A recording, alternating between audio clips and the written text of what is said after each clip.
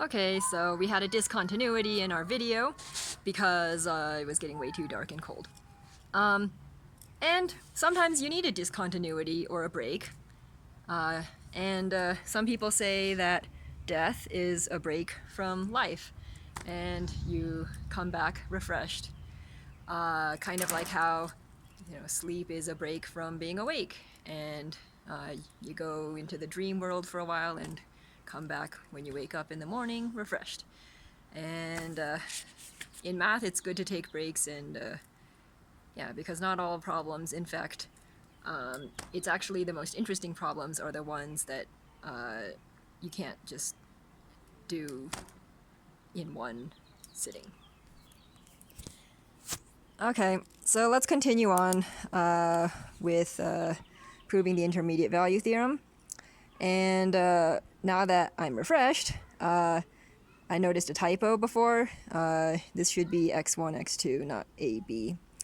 And also a reminder that all of these these theorems are for continuous functions. So the intermediate value theorem states that if f is continuous, then this is true.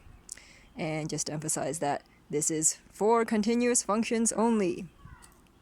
So other than that, the only other thing you really need to know about continuous functions is this theorem. It has a multi-dimensional version as well as a 1D version. And as I often like to say, n plus 1D problems, ND problems,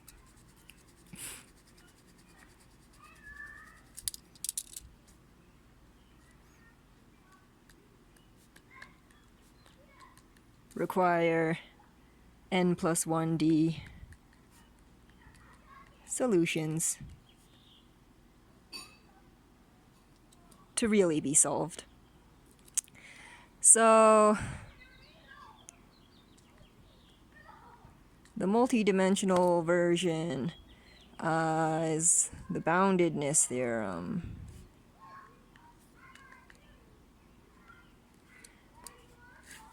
And again, this is for continuous functions only.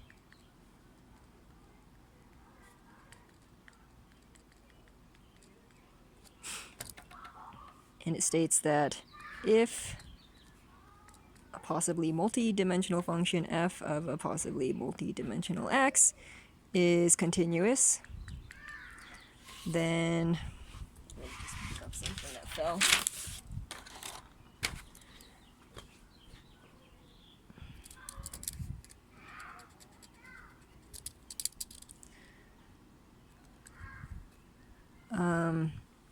On any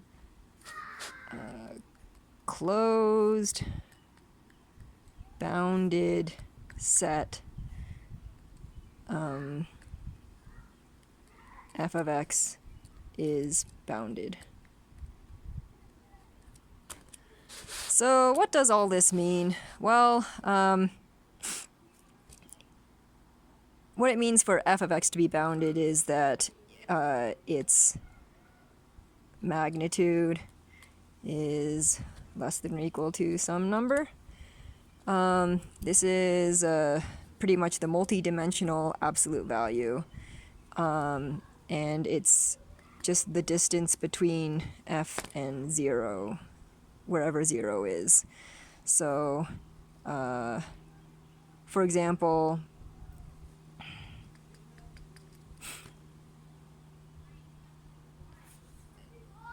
and it's okay. Like, we could say that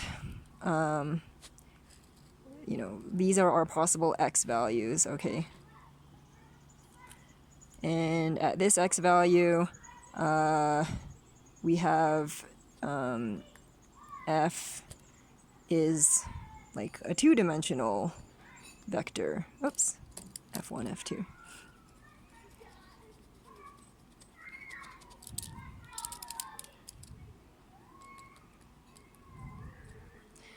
So maybe we plot f1 here and f2 here. Okay, so that means that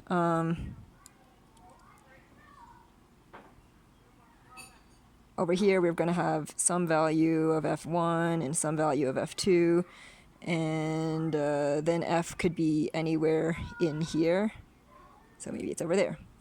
And then when x is this value, there is some value of f1 and some value of f2, which is plotted somewhere on here, and maybe, you know, that's our f, and so on. And maybe this is our 0, and we're just saying that this distance is less than or equal to b. So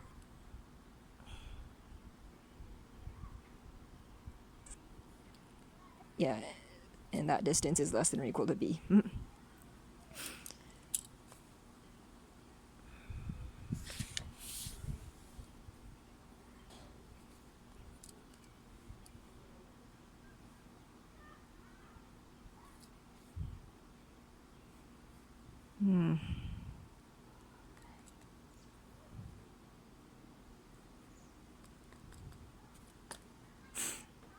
All right, as for a closed bounded set, well, I mean, a set is just a bunch of points.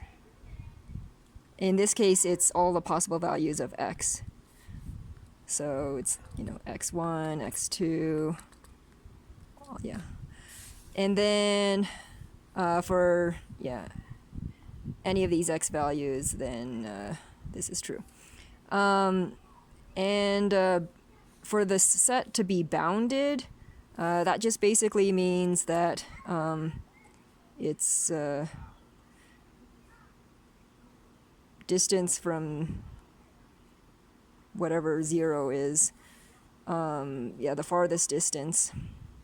So the set is somewhere in here, okay? Maybe here's a point, here's a point, here's a point. And then the farthest point has to be less than or equal to b away from 0. Okay, that looks like a 13. Closed. Well, that's a definition. And the definition of closed just means that every sequence, in this case x sub n, oops,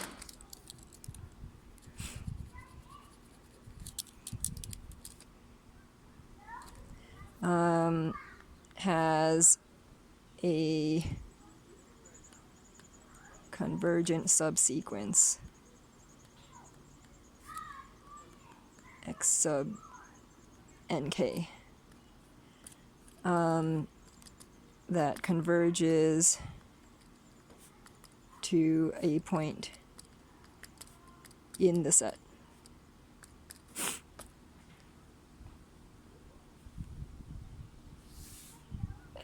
So what that just means is, okay, so here's our set, and you can take any sequence, x1, x2, x3, all right?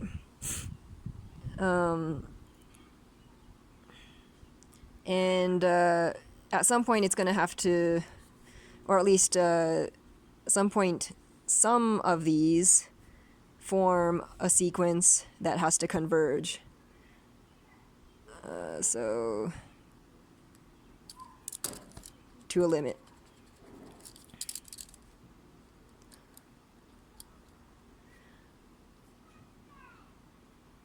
And the limit that it converges to has to be inside the set. So in this case, this is n1, or yeah, this is x sub n1. This is x sub n2. Yeah, and the sequence of x sub nk as k goes from 1 to 2 to 3 and on towards infinity, converges. And this one is x sub n as n goes from 1 to 2 to 3 and on and on and on.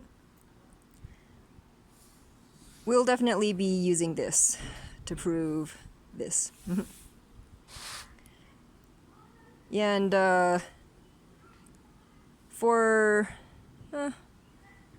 there's like various different definitions of distance and magnitude. It's not just, Euclidean distance. You can learn about that in graduate level analysis. Okay. There is a one-dimensional version, which is also good to know.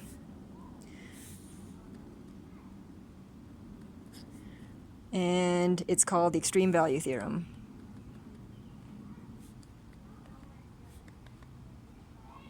Or the EVT. And again, it's for continuous functions only.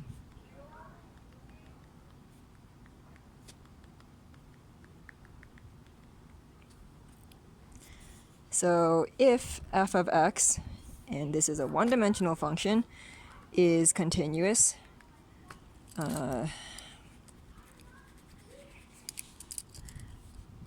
then on any finite, let's say it in the same order.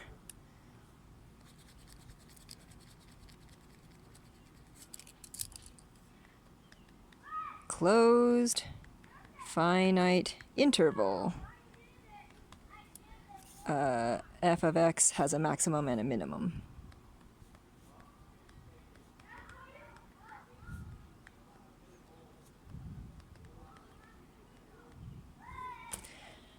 Okay, so a closed finite interval, that's just any interval of the form AB, where A and B are finite numbers.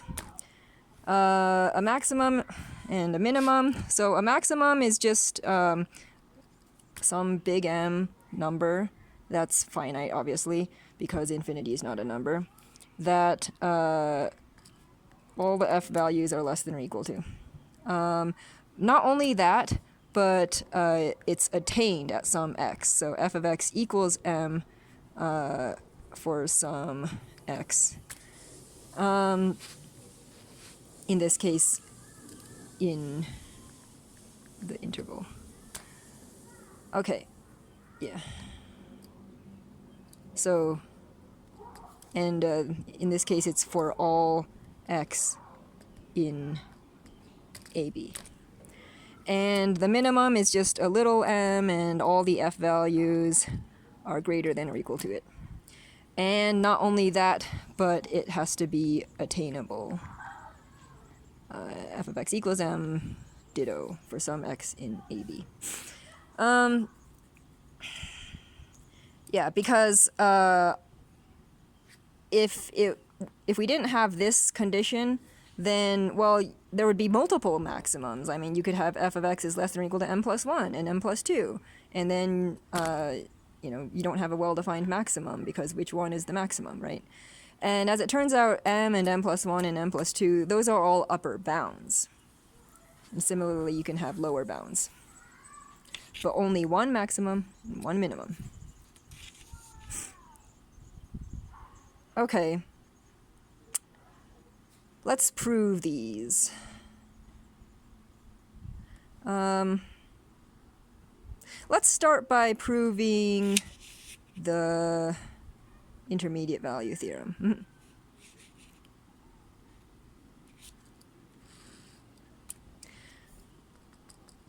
And we're going to come up with our own proofs because we have all the tools to do so. And it's actually more fun and educational.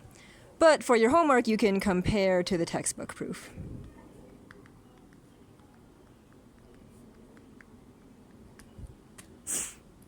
So, to prove the intermediate value theorem,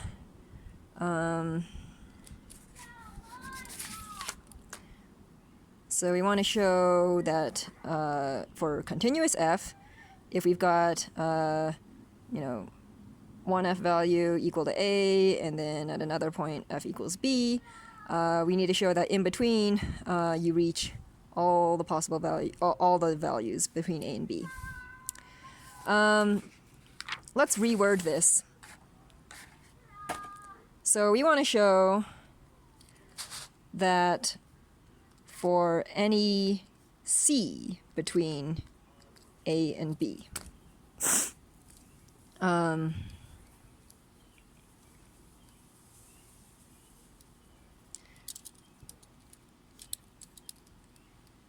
if f is continuous and we've got f of x1 equals a and f of x2 equals b,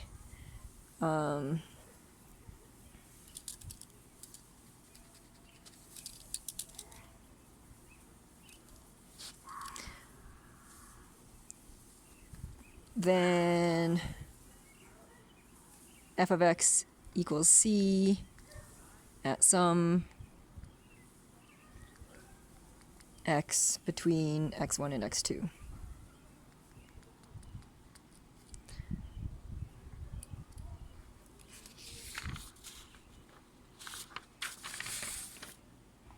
So visually what we're trying to show is that, let's say that f of x1,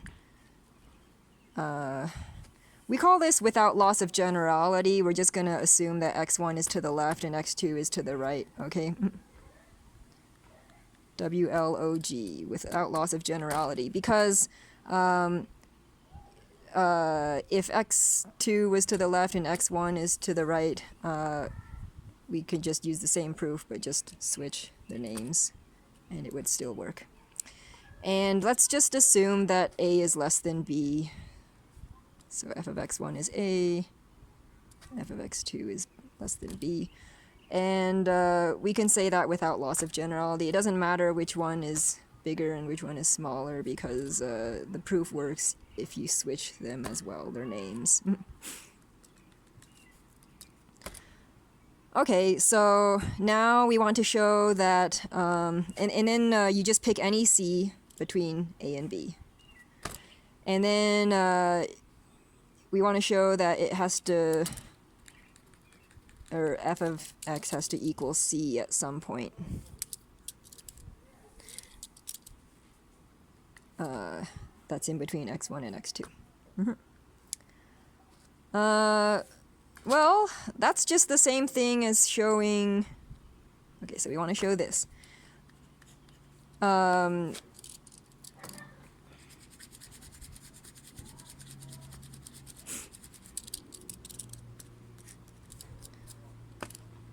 That the same thing holds if we subtract c from f. So let's say that g of x equals f of x minus c.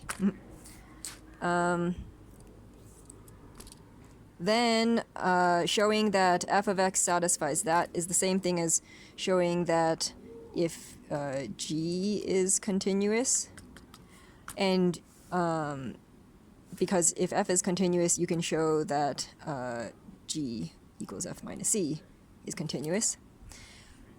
And g of x1 is a minus c, and g of x2 is b minus c. Then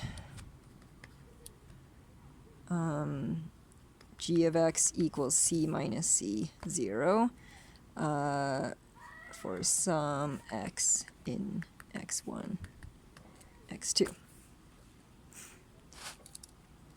So all we have to show is that if we've got a continuous function g of x and without loss of generality, x1 is on the left, x2 is on the right, and g of x1 is f of x1 minus c, which is a minus c, which is going to be some negative number. And then g of x2 is b minus c, which is going to be some positive number. That g of x has to hit 0 somewhere in between.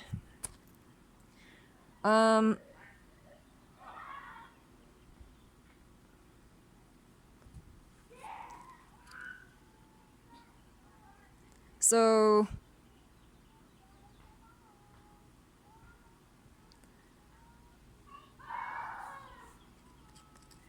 to further simplify this, since we know that C is between A and B, then this is really just trying to show that if g of x1 is some negative value, and g of x2 is some positive value, then g of x has to be 0 at some point between x1 and x2. So show that if g is continuous, g of x1 is positive or negative,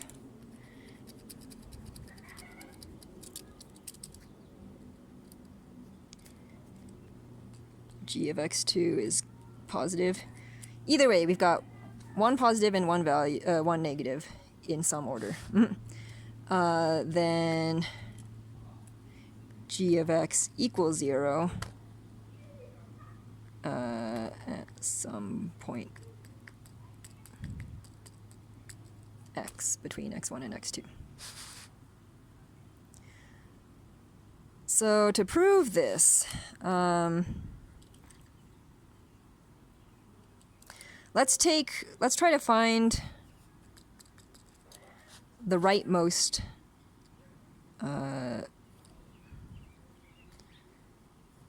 okay, so first of all, we've got at each point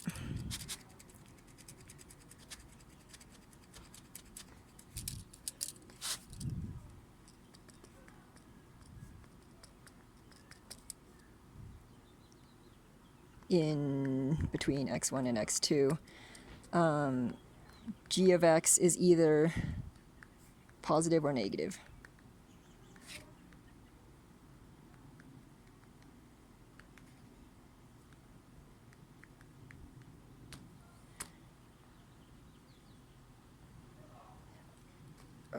Sorry, let's proceed by contradiction. So suppose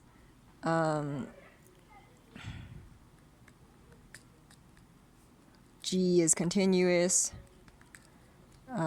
g of x1 is less than 0, g of x2 is greater than 0, and g of x, and this is not true, so g of x does not equal 0 for all x in between x1 and x2. Then try to show that there's a contradiction. And proof by contradiction, I covered it in my previous video on mathematical logic. Well, then we know that at each point on this interval, g of x is either positive or negative, but it's never equal to 0. So we can take the rightmost positive g value.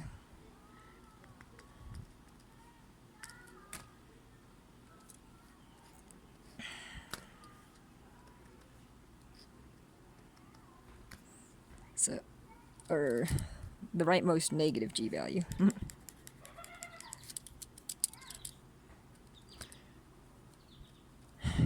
So it's negative here, and it's either negative or positive here, negative or positive, negative or positive, and then eventually it's positive here. So since it's continuous at x2 as well as, on this whole interval, we know that for all epsilon greater than 0, there exists a delta greater than 0 such that when x minus x2 absolute value is less than delta, then g of x minus g of x2 absolute value is less than epsilon, which means that if we take epsilon to be, say, halfway between g of x2 and 0, then there is some,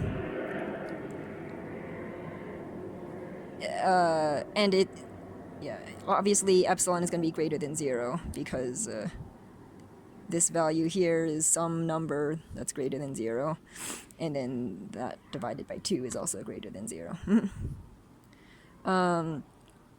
Then there's some delta where, as long as you're delta or less away from x2, then the f value at that point is going to be within this interval, which means that over here, the g value. So that means that everywhere here, the g value is going to be definitely positive. So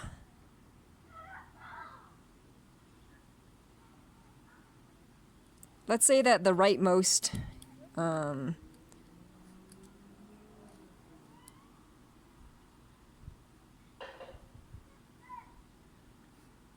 so that means that let's call this D. Okay. Then we know that D has to be less than or equal to x2 minus delta.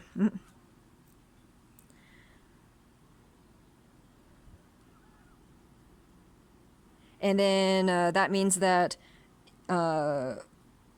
as long as x is greater than D, then g of x has to be not negative, not 0, but positive. Okay, so let's just say that, this is D, okay? And this is the last place where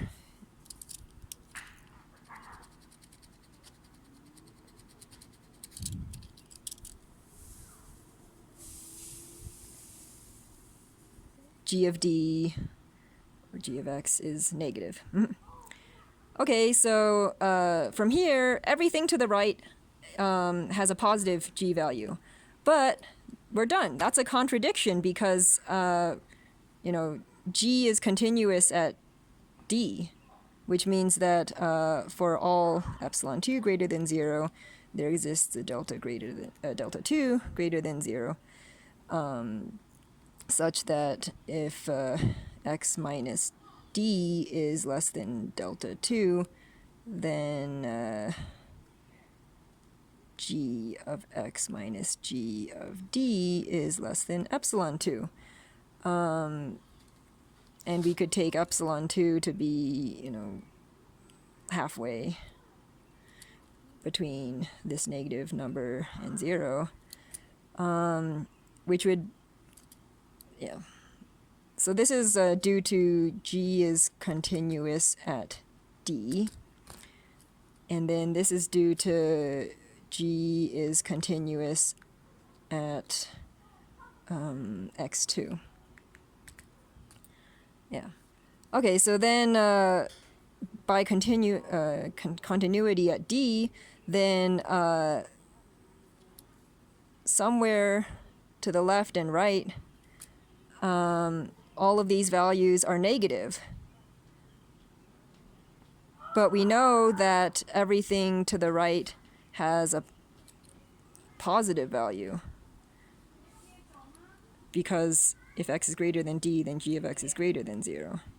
So there is a contradiction here between these two. And that's our contradiction. Therefore,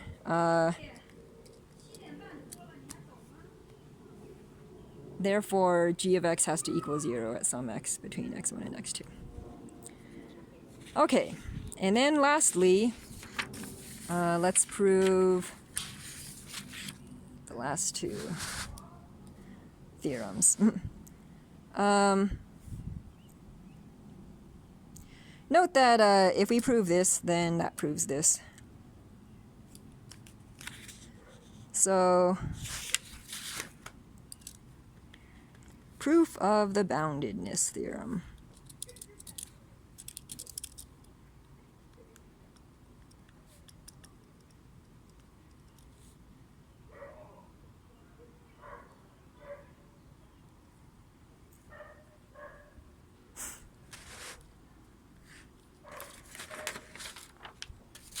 So we want to prove that for continuous f on any closed bounded set, then the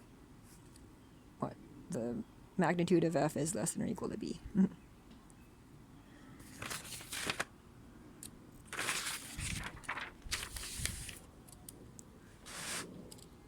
Well, once again, let's proceed by contradiction.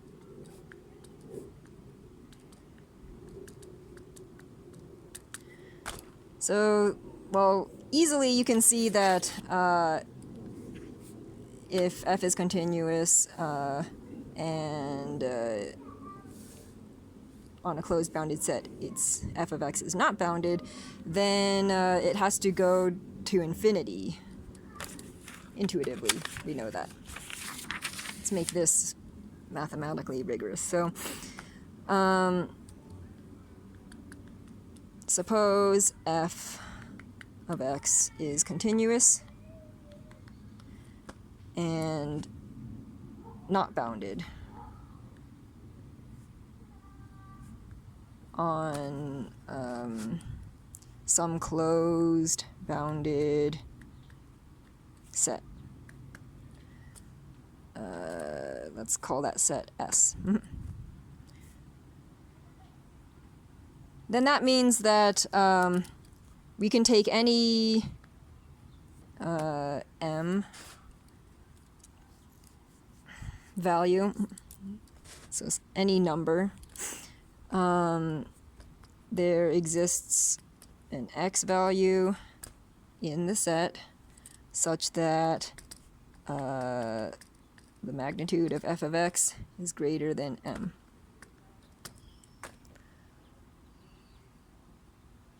Okay, so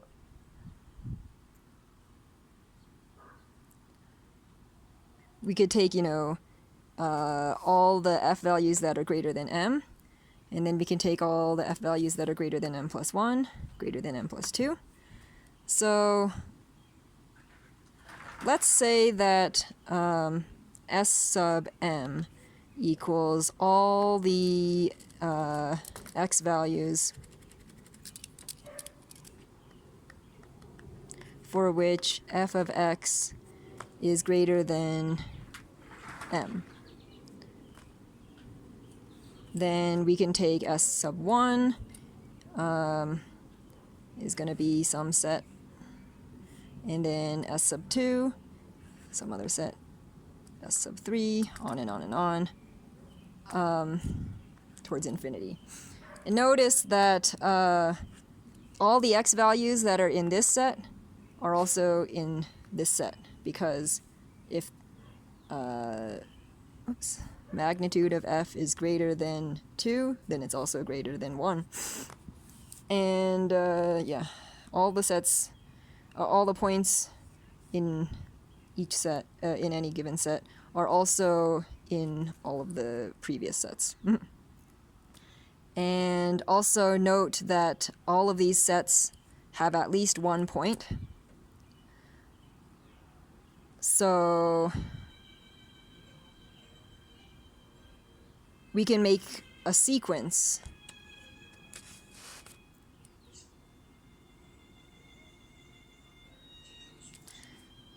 So let's just take one point here and call it x sub 1. Take one point here, call it x sub 2.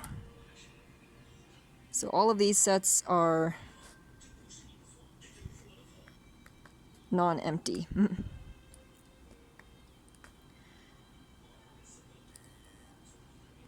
And so on. Now we've got a sequence.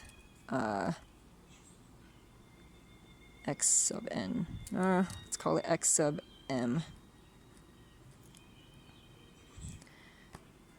And since these are all within a closed bounded set S, that means that, well, just specifically a closed set. So we've got a sequence in closed set. Then by definition there exists a subsequence X sub mk. And it converges to some limit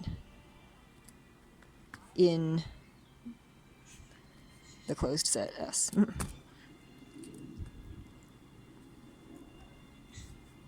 This notation means, yeah, as I introduced it in my video on limits. Okay.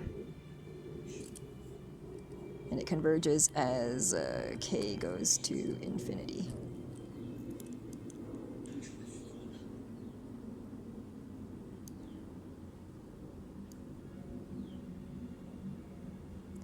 But that's a contradiction because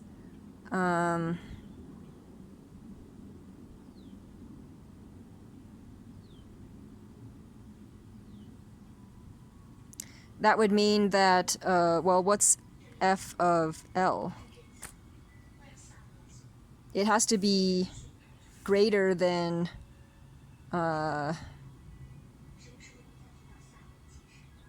infinity, actually. It has to be greater than m sub infinity, which would have to be, yeah, infinity, really. And that's a contradiction. Because that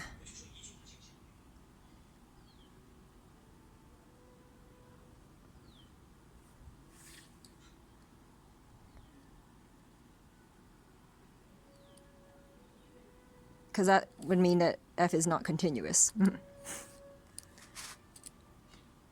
For example, you know, if this was a one-dimensional f of x, that would be, you know, a function that looks like this. So, you know, maybe it goes to infinity when x is 0. And there's definitely a discontinuity.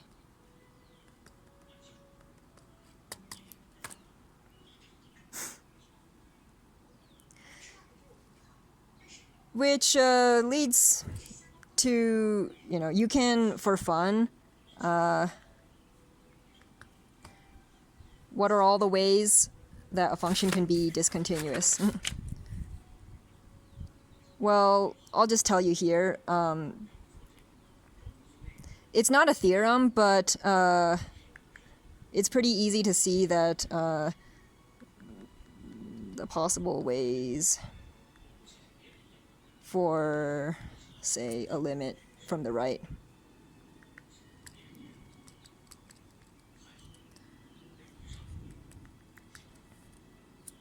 From the right.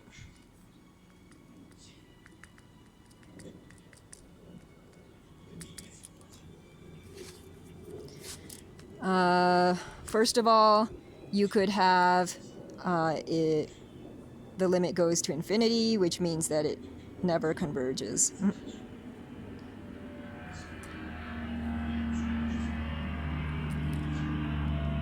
So this is star.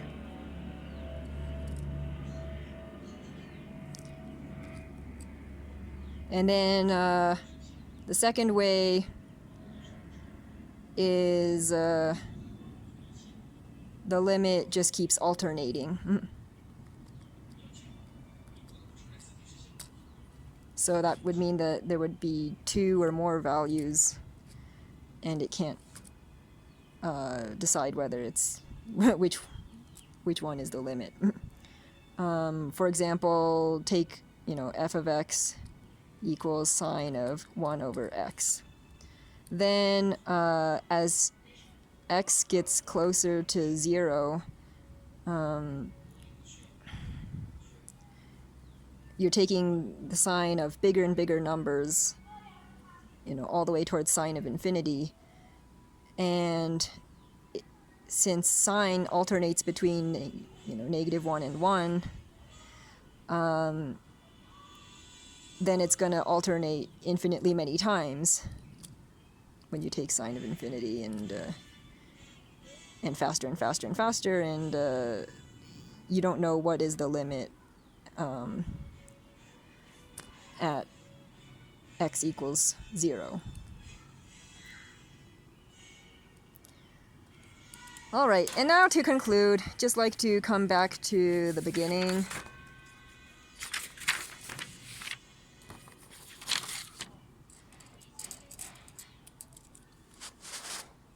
So, yeah, continuity, it's, about the ends between, like, life and death, universe and its death. And, or you can think of it as taking a break. But there are, like, more and more people who are experiencing the in-between. So, NDE, near-death experience. So it's basically like what happens right here when you nearly die, but they didn't die. They nearly died, and they came back and talked about it. I actually had my first near-death experience in 2020, and it was one night I felt like my brain was being drilled, but not by a physical drill. And it was just getting more and more painful, and I felt as if it kept on going, I would die. Somebody was doing this to me, and it wasn't me. And then right when I felt that I was about to die, I saw, I guess it's like heaven. It's this super bright light. It's like this, you're looking into another world, and it's just all bright light, and it just felt so wonderful. I could feel, how blissful and beautiful that world is, and I could feel my pain going away too. And just as I was about to die, the drilling stopped. Otherwise, I wouldn't be here right now. So that's how I know that there is a life after death, and there is a world beyond this world. And then there's also other people who say that there's reincarnation. So we die, and we continue on in that astral world for a while, and then we come back after a while.